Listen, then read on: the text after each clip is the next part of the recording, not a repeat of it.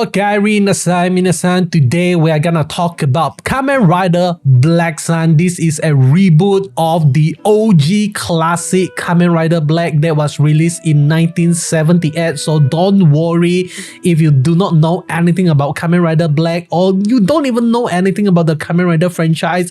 You can just jump straight into the series without knowing anything because not gonna lie, this is a completely different show.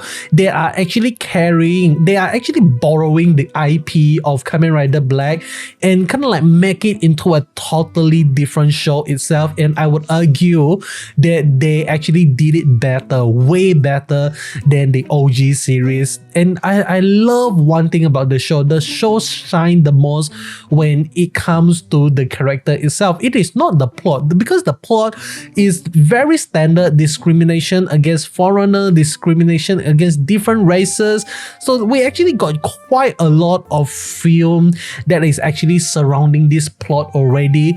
But what I'm really interested about is the character motivation. Like different characters are doing different things for different purposes, and some are looking for vengeance, some are looking for money, and some are looking for even peace, and some are looking for war, and some just want to see the war burn. Okay, so like this is really insane stuff because we actually get to see the ugliness, the true ugliness of humanity.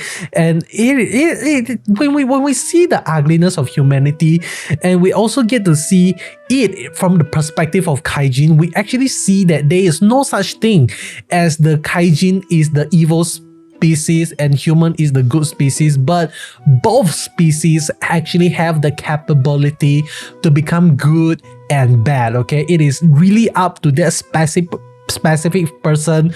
It is either they want to do good or they want to do bad. So this is something really amazing. I just want to give you an example, like how Shadowmoon actually start out wanting to kill the Creation King for his own personal vengeance and completing the mission that was started 50 years ago. But his motivation immediately changed after he learned about the truth of Yukari, and right after he went back home, he realized what did he do, like all of the vengeance, all of the bullshit that he actually started to do and stir up all the a bunch of youth to die in a building in a raiding attack against the Gorgon party. He realized that, oh shit, those deaths are on my hand. The death of Shunsuke is on my hand, and that actually changes his opinion. He rather than just destroying the Gorgon party, he actually became the king of the Gorgon party, and that is really interesting. But after everything has been done, after the final fight with Black Sun, he actually confesses like he just want to go back to the old days where everyone is happy, everyone is smiling. He just want peace and happiness with everyone, and that is what he really want. But he allowed his emotion and his, how do I say, like the burden that he felt like he needs to carry to kind of like blind himself and make him into the person that he is today. Okay, so that is very sad. But here comes the first complaint that I actually have for the show itself. Okay, I'm not gonna like sugarcoat it. I love the show. I have to say I love the show, love the plot, love the character, love the action scene, even though we don't actually got quite a lot of action scene in the series itself. And I also love the acting, the performance by the actor and actresses are amazing, but it is not perfect. Okay, and this is my first complaint of the show itself. I feel like they've actually failed to establish the closeness of Kotaro and Nobuhiko. It's like, I feel like it's kind of like they didn't actually show us how close they are throughout the entire series, but instead what we got is like two guys horny over a girl that at the end of the day just wanna F with their emotion and get the King Stone from them. So I don't think this love triangle plot is actually a bad thing. I actually don't mind it, but I feel like it is a little bit of waste, and I just want to see more scene where we actually get to see Kotaro and Nobuhiko being bros for life. Like they're really covering each other as, like, maybe like when they actually riot on the street, they got, I don't know, man, like maybe like they got attacked by the police, and they cover each other as they always know what each other are thinking, they know what each other are doing. And I feel like if during the flashback scene we actually get to see more of this scene, it will be so much more better than what we actually got in the series itself. Like another way that this could actually work is like right after the 50 years. The first time that they meet is in episode 1.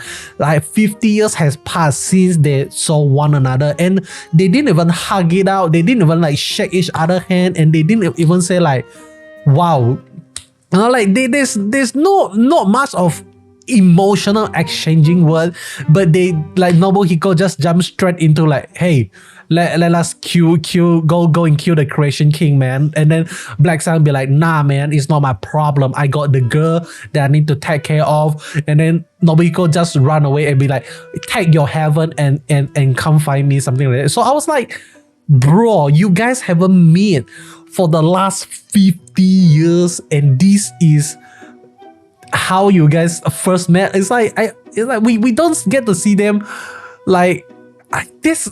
I just don't believe that they are close. Okay, I just don't believe that they really mean something for one another. When I watched the original series of Kamen Rider Black, I can really feel the closeness between Nobuhiko and Kotaro, even though throughout the almost entirety of the series, we don't actually get to see them together. But just by showing us a little bit of flashback of how they actually spend time together, how they grow up together as siblings, something like that, it is enough. But we don't actually get to see that at all. Like the only child scene that we see are the one that they got operation on, and another one where they actually go sneak into the temple, the shrine of the Creation King. That's it. Okay, we don't actually see anything else, but that is a little bit of waste of like opportunity, I would say, because if they actually manage to just show us a little bit more of closeness between Kotaro and Nobuhiko, I felt like the final fight is gonna mean so much more. I mean, like, come on, man, like the final fight, like what, I really hate it when like Akizuki Hakase, like the father of Nobuhiko, said that, oh, we decided to give them the Kingstone because we believe they are not gonna fight against one another to take the Kingstone, but instead they are gonna work together to decide what to do with the Kingstone itself. So I was like, bruh, I don't see that happening. It's like they don't know one another at all in the series, and I don't know, man.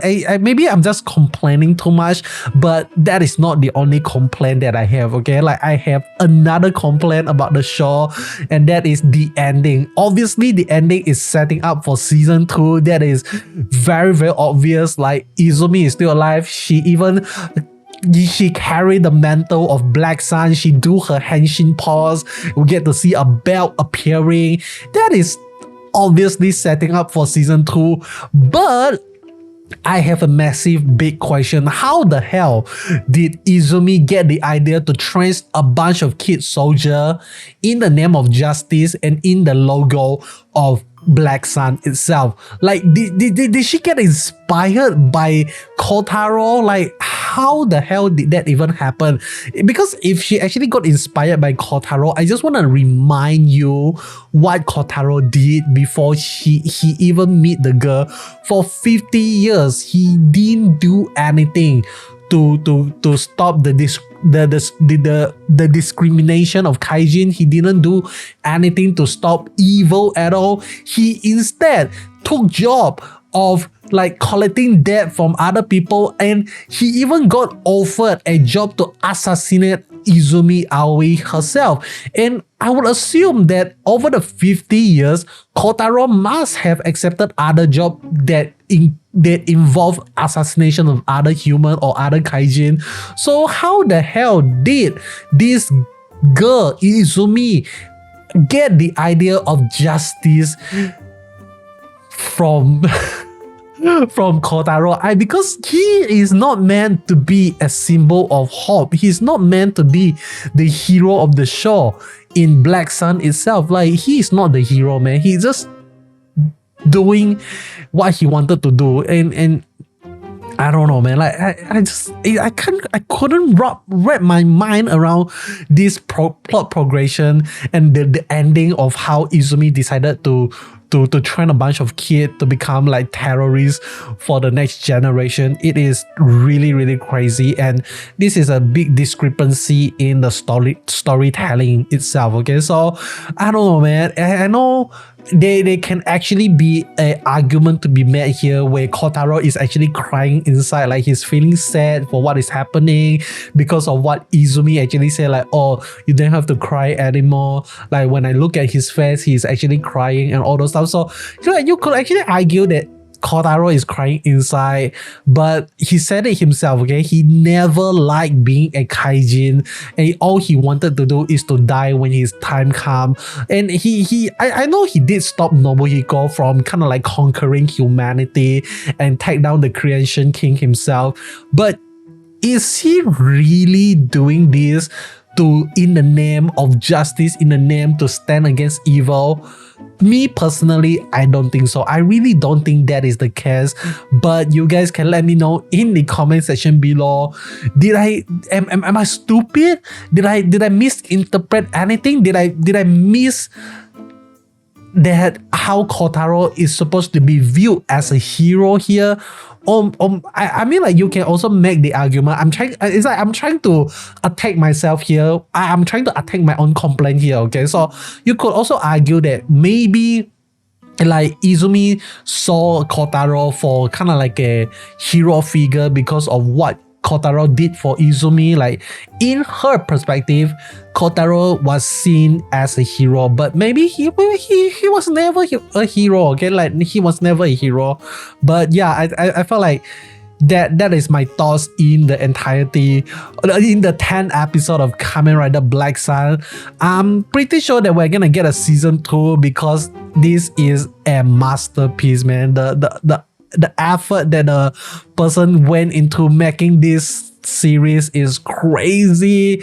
I love the Henshin sequence, love the belt, everything. Like, I just want to share the things I love right now. Like, I love how in the final episode we actually get an homage to the opening song of Kamen Rider Black in the 1978. That is so good. They make a complete retelling, a recreation of the opening song, and that is really, really good. I really love it.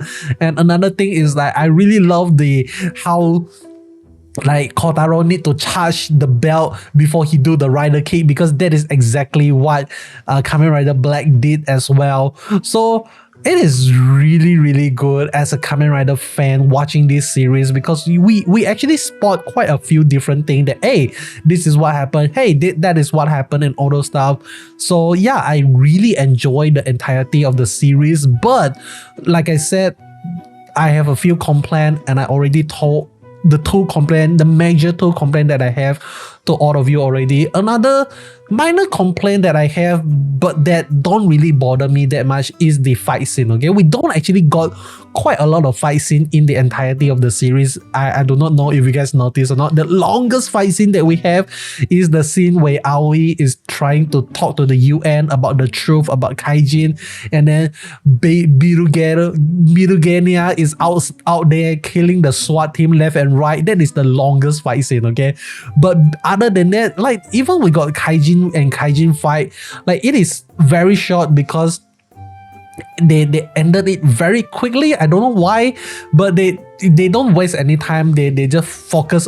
I mean, it's realistic, okay? It is realistic fight, because like most fight doesn't last that long. So this is realistic, I would say, okay? But I love the series. I don't hate the series, so Let me know, okay? Let me know in the comment section below what do you think of the Black Sun series. I really love it. But that is all from me. Hope you enjoyed the video. If you like what you see here, how about you henshin that red button into a gray button, and I'll be seeing you guys in the next one. Goodbye.